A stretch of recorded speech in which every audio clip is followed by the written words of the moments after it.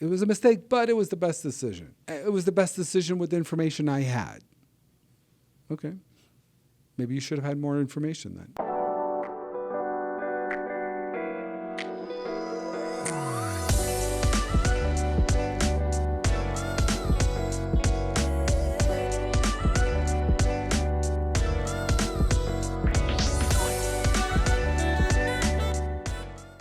Hi, welcome to another episode of Baktari MD.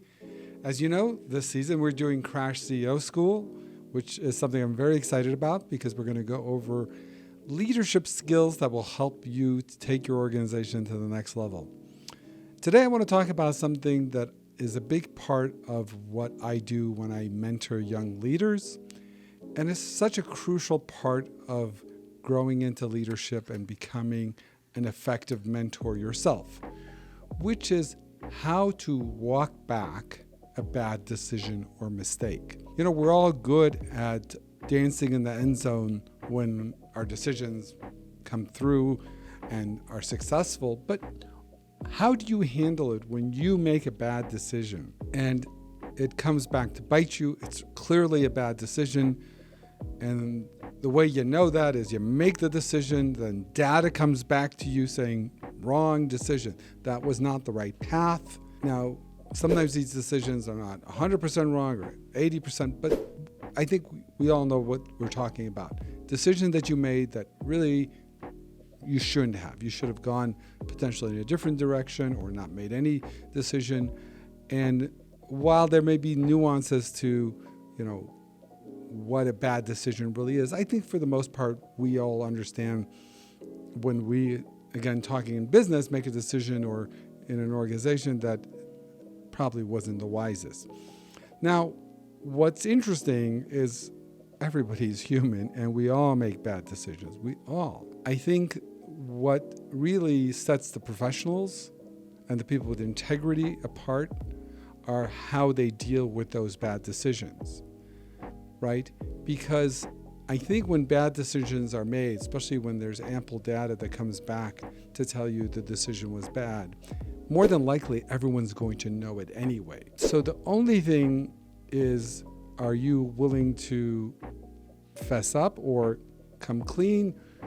And you may inadvertently, by trying to go in a non-super clean route, you may actually add to the bad decision by also losing your credibility potentially. In other words, you made a bad decision, but then this was an opportunity where you could have owned up to it, but instead you conveyed not only did you make the bad decision, but you're not the kind of person that will own up to it or maybe bend the truth or exaggerate or change the story or minimize.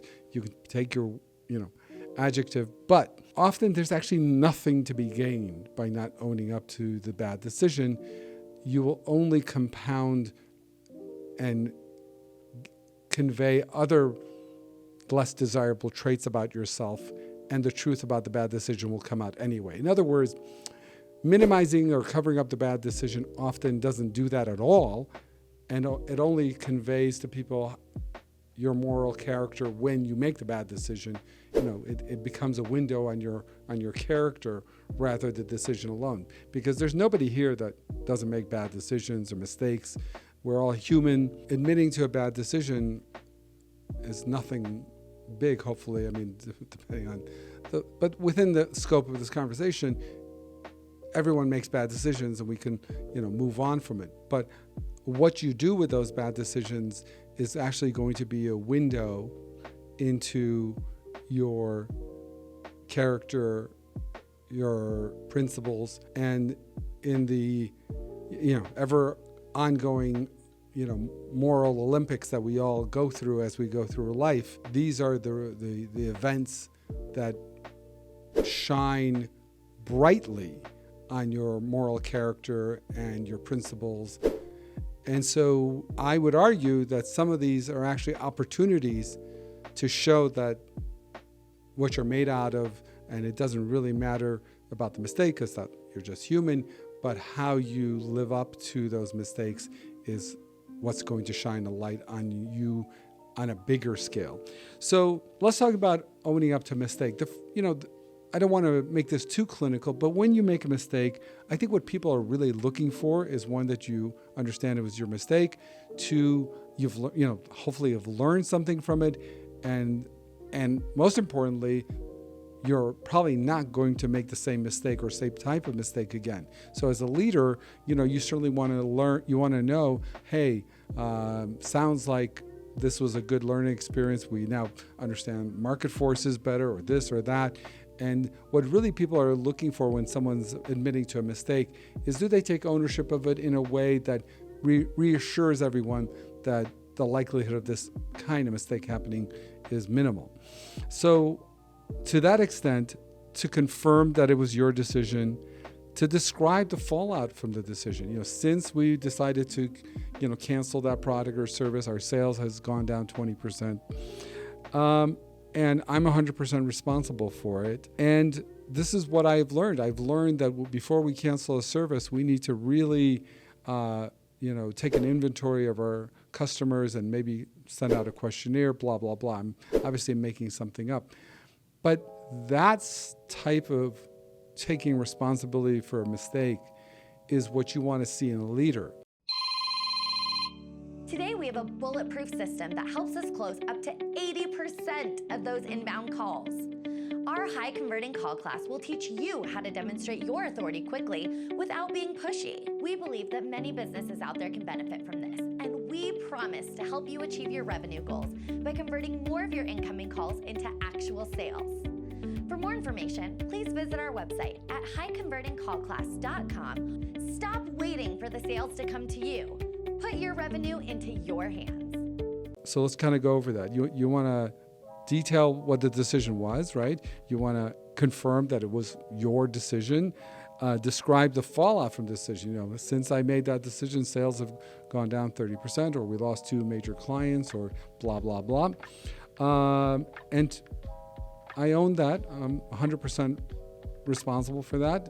But this is what I've learned, that I should have taken into consideration this and this and this, and I'm going to be a lot more careful moving forward if a similar situation arises. So that's sort of how you should do it, but maybe we should go over how you should not do it. And there are several strategies for people who, for whatever reason, have made the conscious decision that it's better, or people may not understand that it was really their fault or their decision, or that it'll be minimal, or try to deflect, cover up, whatever you want to call it. But these are the strategies. The first big strategy is don't bring it up. In other words, we're not even going to address it. So something everybody in the organization knows, something happened, we're just not going to bring it up. That also is a window into your character, right? Especially if it's something that materially is impacting everybody. Right? If you just say, I'm just not going to bring it up. Because if the goal of not bringing it up is for people not to find out, I guess, but if they are going to find out anyway, what's to be gained by not bringing it up, right? So that's number one. The other thing is to own the mistake, but have a lot of buts. I made this mistake, but, and you can fill in the but, and I'm going to have some of those. Owning it 100%, even if there were extenuating circumstances, is not a win anyway, because you want to own the mistake, but then you want to go on and say what you learned. And I think people are very forgiving and people will understand. Other things that, I hear people that I mentor, I try to tell them not to do is say things like, that was the best decision at the time. It was a mistake, but it was the best decision. It was the best decision with the information I had. Okay. Maybe you should have had more information then. It really wasn't my idea. Okay, so you didn't float the idea originally, so okay. Other people seem to agree with it at the time. I remember we were all in the room and other people sort of were agreeing with it. That may be true, but it's not relevant, right? If you really want to be the leader, that's not relevant. The other thing is to minimize the fallout. We lost a few clients, but honestly, we were probably going to lose those clients anyway, and they weren't really good paying clients and low value clients, which may be true or not, but it's not material to the bad decision. Anyway, but I think you get my gist, because even if some of those are true. The goal of walking back a bad mistake is to simply own it. Convey you understand it, convey the fallout, and convey that you've learned from it and you're not going to do it again. Because at the end of the day, that's all people want. Anything beyond that, for 90% of the cases, 99, is irrelevant. And at that point, you're now crossing into having a window into your moral character and your leadership and your ability to be transparent. Okay? So I hope that helps you on how to walk back a bad idea or a bad decision. Obviously, this is nuanced. Some of this doesn't apply. It depends on the scope of the decision, the scope of the organization. I get all that. But these are just some general principles that I like to pass on when I'm mentoring young leaders. Okay? Anyway, if you like this kind of content, please comment, like, and subscribe. Also share with me your experience in walking back mistakes or things that didn't go well. I'd love to hear other take on it. And as always, thank you so much, and we will see you on the next video.